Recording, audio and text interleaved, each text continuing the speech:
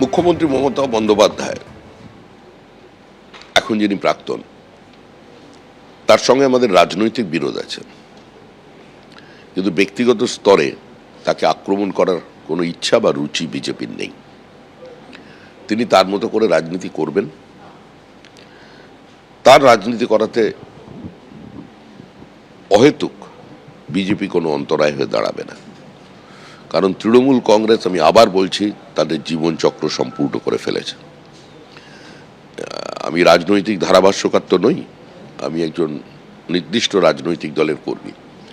তার অবস্থান বলছি যে বিরোধীদের জায়গায় থাকবে, রাজনৈতিক চাপানুতর থাকবে, কিন্তু প্রতিহিংসামূলক রাজনীতি যেটা তৃণমূল কংগ্রেস আমাদের সঙ্গে করেছে, বিরোধী দলনেতাকে 104 বার হাইকোর্টের দরজায় পৌঁছতে হয়েছে শুধু একটা সভা করার জন্য।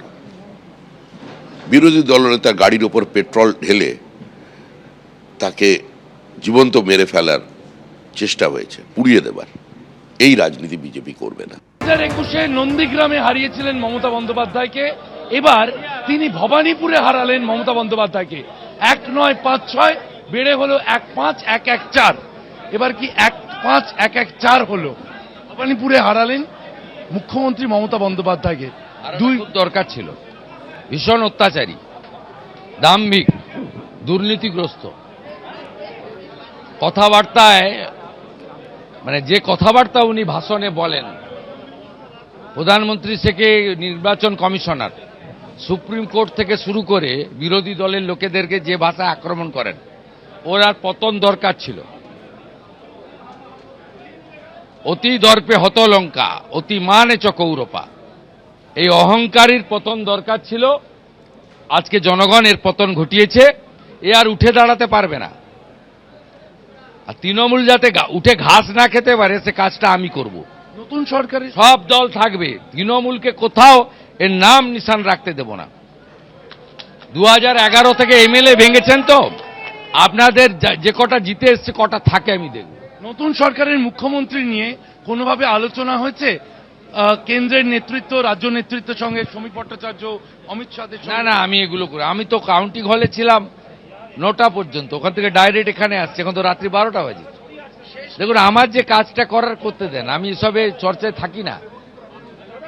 শেষ প্রশ্ন, যে সংখ্যা নিয়ে আপনারা এসেছেন, অনেক দায়িত্ব আপনাদের উপর এসছে, কিন্তু দিকে দিকে যা দেখা যাচ্ছে, তৃণমূল কংগ্রেস যেভাবে হুমকি দিয়ে রেখেছিল তারা 4 তারিখের পর হিসেব হবে, আপনি দুটি আসনে জেতা বিধায়ক, কি বার্তা বিরোধীদের জন্য? না, আমাদের লোকেরা, বিজেপির লোকেরা শৃঙ্খলা পরায়ণ লোক, এবং মূলত হিন্দু এবং আদিবাসীরা বিজেপি করে, এরা এইসব কাজ করে না।